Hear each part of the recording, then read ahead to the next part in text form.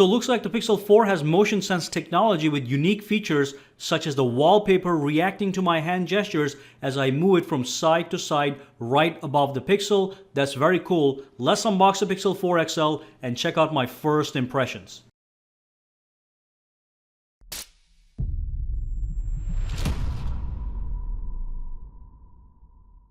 Hey guys, Sak here from SAKITECH, and in today's video what we're going to do is we are going to be unboxing the Pixel 4 XL, which is sitting right over here. So this is the larger XL model. Let's lift up the box and see what's inside. And of course, I'm going to do a quick unboxing in this video. I'm going to do a first impressions video as well. So when we lift up the box, we have the white Pixel 4 XL, and you can see the camera bump right over here. So let's remove the phone from the box.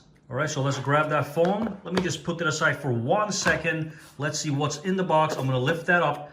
All right, then we're gonna have a little user guide section with the SIM card ejection tool right over here. So I'm gonna put that aside. We have the cable to connect to the charger. That's an 18-watt charger for the Pixel 4 XL. And then we have this one. And then we have this little adapter. Let me just remove that real quick if it comes out.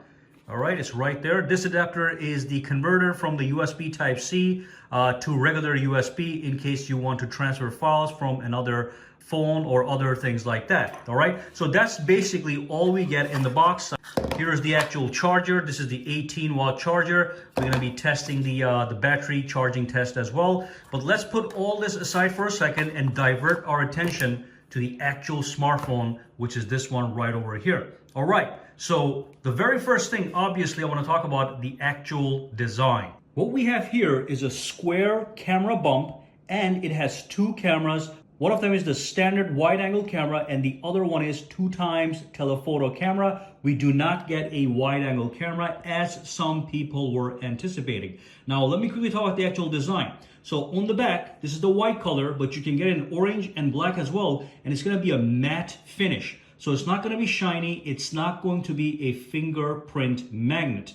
That's something that I do like. The other thing that I'm really liking over here is the black matte rim around the edges. So that's, again, it's matte color. You get that orange button over here, which just makes it look nice. Okay, so it's matte, no fingerprints, doesn't pick up any dirt. And I'll be honest with you, that is my primary preference when it comes to a phone, that it does not attract fingerprints. It's non-glossy, and that's amazing. And I'll let you know, when I hold this in my hands, even though it kind of looks like a toy, it feels solid. This is a high quality device. You hold it in your hands, it feels slightly heavy, just as heavy as any other phone, so that means it is also solid. Now when you tap on it, it feels high quality, there's no question about that. This is not a cheap phone. It is $1,000 for the 64 gigabyte Pixel 4 XL. So let's quickly look around the device. So on the top, we have nothing except for that little microphone. On the side, we have the SIM card ejection tool tray right over here. At the bottom, we have two speakers and a USB Type-C port right in the middle. And on this side, of course, we have the orange button, and of course, we have the volume rocker, and that's about it. For the tour on the sides of the device. And of course, on the front of the phone, we do have a 6.3-inch display. This is a Quad HD Plus display, and it does have a 90 Hertz refresh rate, but the 90 Hertz is not locked. It's going to be a dynamic 90 Hertz refresh rate that adjusts based on context, so that's going to save you battery. But I did use the phone a couple minutes ago, and it feels really smooth and really snappy. And just so you know, it does have a Snapdragon 855 processor with 6 gigabytes of RAM, which is plenty enough for a phone like this that has stock Android 10 running on it.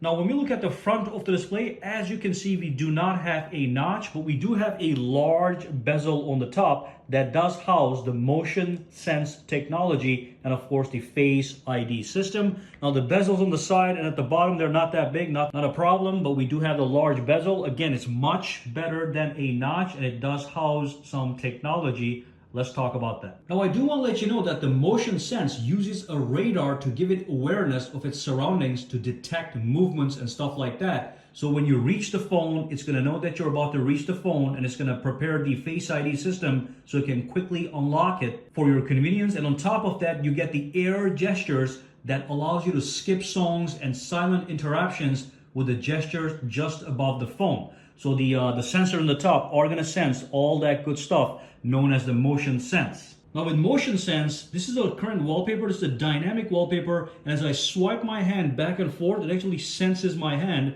and the wallpaper reacts to the direction of my hand, as you can see. So when I swipe this way, the wallpaper goes that way. When I swipe the left side, it goes to the left side. So that's not bad at all, okay?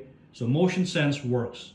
And I do want to quickly let you know, guys, that this phone does not have a fingerprint sensor, neither a physical fingerprint sensor on the back or an in-display fingerprint sensor on the front, but it does have a face unlock system, all right?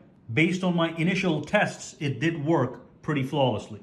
All right, so that's all I want to talk about in this quick unboxing video. I cannot go into too many details until the phone is actually released. But like I said, it's actually a very solid phone. It's got a nice screen with 90 Hertz refresh rate. You got Snapdragon 855 processor, 6 gigabytes of RAM, and of course you got the latest Android 10 software and the most up-to-date super fast Google Assistant that is actually built into the phone, so it's going to be even faster as opposed to it residing on a server and having that slight delay in service. So with it being on the phone, it's going to be super fast.